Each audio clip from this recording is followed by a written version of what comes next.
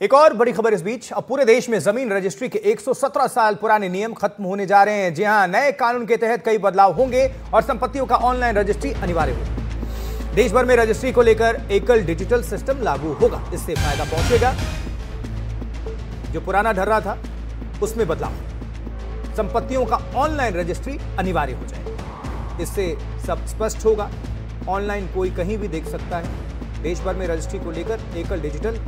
अब जरूरी है समझना कि आखिर इससे फायदा क्या पहुंचेगा, इसके मायने क्या हैं। अब समझिए जरा, नए रजिस्ट्रेशन कानून से क्या क्या फायदे पहुंचेंगे जान लेते हैं। घर बैठे ऑनलाइन रजिस्ट्रेशन कराना आसान हो जाएगा।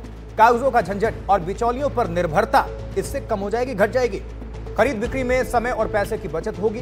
रजिस्ट्रेशन अधिकारी की जवाबदेही तय होगी। कानूनी विवादों में साफ भरोसेमंद दस्तावेज मिलेंगे, प्रमाण।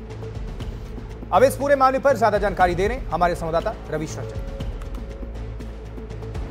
जमीन और मकान की रजिस्ट्री का जो 117 साल पुराना जो नियम है, उसमें अब बदलाव होने जा रहा है और भारत सरकार जो है वो एक मसौदा लेकर आ रही है। भारत सरकार के अंतर्गत जो ग्रामीण विकास मंत्रालय है वो एक मसौदा लेकर आ रहा है और उसके तहत एकल डिजिटल रजिस्ट्री की व्यवस्था होगी। यानी पूरे भारत में एकल जो डिजिटल तरीके से रजिस्ट्री अब हो पाएगी।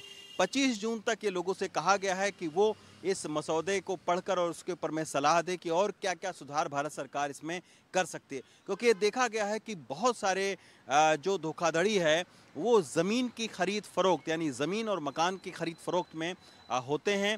साथ में कई बार अगर आपको ज़मीन की या मकान की रजिस्ट्री करनी है तो आपको फिजिकली जो है वो रजिस्ट्री ऑफिस में जाना पड़ता है। अब भारत सरकार ने ये कह दिया है कि ये डिजिटल तरीके से होगा, यानी आपको फिजिकल वहाँ पर खुद मौजूद होने की रजिस्ट्री ऑफिस में ज़रूरत नहीं है।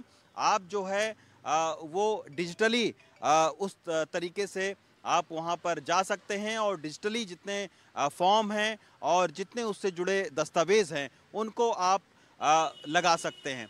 इसके अलावा जो है उसको आधार से भी लिंक करने की ज़रूरत को इसमें दर्शाया गया है कि आधार से लिंक कर दिया जाएगा, जिससे उस तरीके से दस्तावेज में या किसी के पहचान को लेकर धोखाधड़ी नहीं हो सकती है। ये भी कहा गया है कि इस डिजिटल प्लेटफॉर्म से दूसरी एजेंसियों के डिजिटल प्लेटफॉर्म भी जुड़ेंगे, जिससे व्यक्ति की पहचान या ज़मीन या संपत्ति की पहचान करने में कोई दिक्कत न हो सके। तो अभी तक क्या होता था कि बहुत सारे जो बुजुर्ग हो जाते थे या बहुत सारे जो बीमार शख्स हो जाते थे, उनको रजिस्ट्री करवाने में बहुत ज़्यादा दिक्कत होती थी। उनको बाकायदा एम्बुलेंस से कई बार देखा गया कि रजिस्ट्री ऑफिस तक लेकर जाया जाता है और फिर वहाँ पर जो है वो फिजिकली उनको शो किया जाता है। तो अब उन सब चीज़ों से जो है वो आने वाले दिनों में लोगों को मुक्ति मिल जाएगी। घर बैठकर वो संपत्ति की रजिस्ट्री करवा सकते हैं और जो पावर ऑफ अटॉर्नी जो होती है, जो एक और दस्तावेज होता है या उससे जुड़े और भी कई सारे जो दस्तावेज हैं जो अलग अलग राज्यों में चलते हैं, उनको वो घर बैठकर बनवा सकते हैं। हालांकि कई राज्यों ने अपने तौर पर कदम उठाते हुए बहुत सारी चीज़ों को डिजिटलाइज कर दिया था, लेकिन अब सरकार का ये कहना है कि ये एकल सिस्टम हो डिजिटल का, जिसमें एक ही प्लेटफॉर्म पर सारे राज्यों के जो रजिस्ट्री है ऑनलाइन हो सके। इसके ऊपर में राज्य सरकार तेजी के साथ में काम कर रही है और एक पूरा जो बिल है उसको लाया जा रहा है। आने वाले कुछ समय में ये एक बड़ा बदलाव संपत्ति की रजिस्ट्री में आपको देखने को मिल सकता है।